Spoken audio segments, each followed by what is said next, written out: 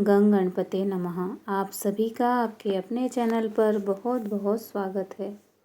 आज इस वीडियो में हम देवउठनी एकादशी कथा सुनेंगे। शांताकारं भुजंगशयनं पद्मनाभं सुरेशं विश्वधारं गगनसदृशं मेघवर्णं शुभांगं लक्ष्मीकान्तं कमलनयनं योगिभिर्ध्यानगम्यं वन्दे विष्णु भवभयहरं सर्वलोकैकनाथम्। एक राजा के राज्य में सभी लोग एकादशी का व्रत रखते थे।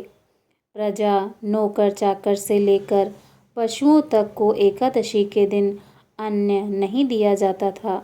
एक दिन किसी दूसरे राज्य का एक व्यक्ति राजा के पास आकर बोला, महाराज कृपा करके मुझे नौकरी पर रख लें।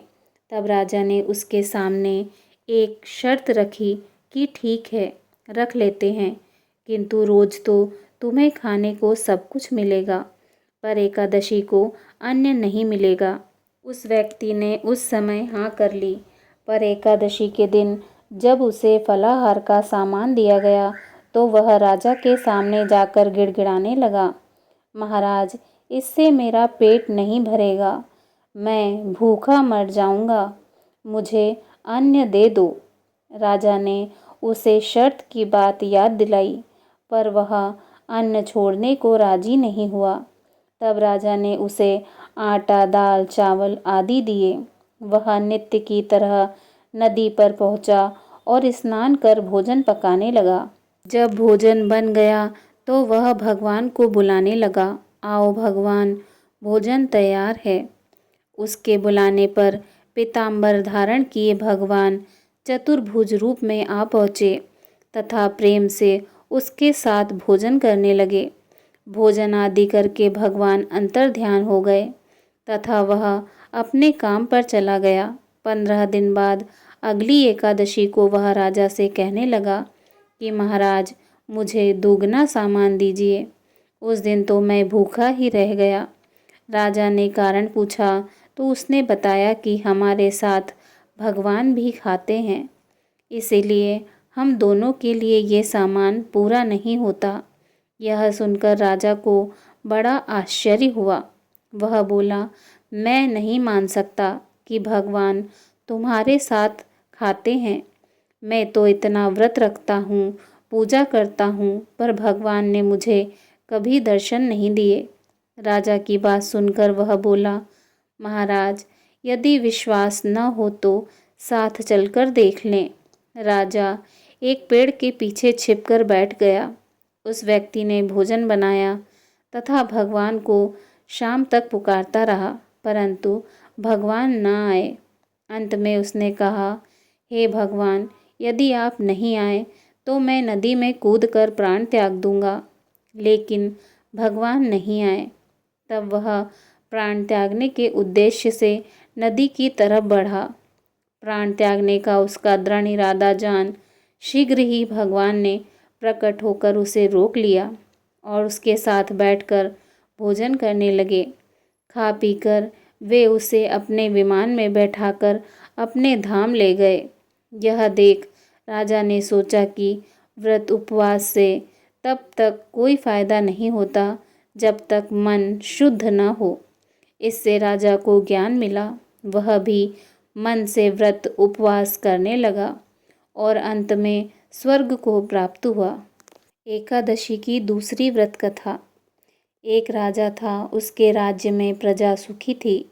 एकादशी को कोई भी अन्न नहीं खाता था, सभी फलाहार करते थे। एक बार भगवान ने राजा की परीक्षा लेनी चाहिए। भगवान ने एक सुंदरी का रूप धारण किया तथा सड़क पर बैठ गए। तभी राजा उधर से निकला और सुंदरी को देख चकित रह गया। उसने पूछा, हे सुंदरी, तुम कौन हो और इस तरह यहाँ क्यों बैठी हो? तब सुंदर स्त्री बने भगवान बोले, मैं निराश्रित हूँ, नगर में मेरा कोई जान पहचान का नहीं है, किससे सहायता मांगूं? राजा उसके रूप पर मोहित हो गया था। वह बोला, तुम मेरे महल में चलकर मेरी रानी बनकर रहो। सुंदरी बोली, मैं तुम्हारी बात मानूंगी, पर तुम्हें राज्य का अधिकार मुझे सौंपना होगा। राज्य पर मेरा पूर्ण अधिकार होगा। मैं जो भी बनाऊंगी तुम्हें खाना होगा। राजा उसके रूप पर मोहित था, अतः उसकी सभी शर्तें स्वीकार कर ली। अगले दिन एकादशी थी। रानी ने हुक्म दिया कि बाजारों में अन्य दिनों की तरह अन्न बेचा जाए। उसने घर में मांस, मछली आदि पकाए तथा परोसकर राजा से खाने के लिए कहा। यह देखकर राजा बोला, रानी, आज एकादशी है, मैं तो केवल फलाहार ही करूँगा।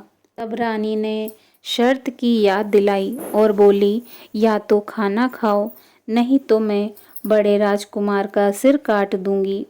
राजा ने अपनी स्थिति बड़ी रानी से कही तो बड़ी रानी बोली, महाराज, धर्म न छोड़ें, बड़े राजकुमार का सिर दे दें। पुत्र तो फिर मिल जाएगा, पर धर्म नहीं मिलेगा। इसी दौरान बड़ा राजकुमार खेलकर आ गया।